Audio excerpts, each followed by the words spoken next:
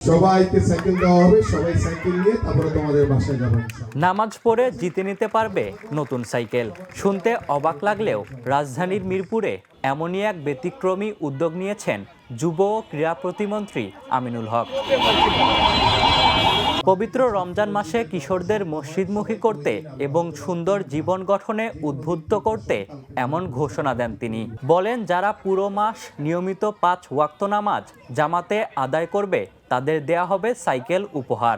আমাদের ছোট ছোট বাচ্চারা, তাদেরকে নামাজে উদ্বুদ্ধ করার জন্য, তারা যাতে 5 ওয়াক্ত নামাজ আদায় করার মাধ্যমে তাদের নামাজ যাতে অভ্যাসে পরিণত হয়, এই চিন্তা থেকে কিন্তু আমার এই উদ্যোগ ছিল। এবং আমি খুবই ভালো লাগছে যে আমার 6টি মসজিদ থেকে প্রায় আমরা 4টি ওয়ার্ডে প্রায় 317 জনকে আমরা পেয়েছি। বুধবার 15 মার্চ বিকেলে মিরপুর 11 নম্বরের কেন্দ্রীয় জামে মসজিদে এই কর্মসূচির আনুষ্ঠানিক উদ্বোধন করা হয়। এ সময় নিয়মিত নামাজ আদায়কারী 27 জন কিশোরের হাতে তুলে দেয়া হয় নতুন সাইকেল। প্রতিমন্ত্রী বলেন, তার এলাকার 12 থেকে 14 বছর বয়সী কিশোরদের ভালো কাজে উৎসাহিত করতেই এই উদ্যোগ নেওয়া হয়েছে।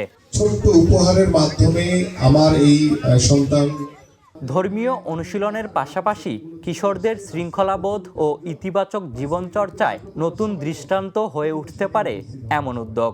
ঠিক আছে, সবাই সাইকেল নিয়ে চলে যাবে। Ishtiaq Mahin, the news.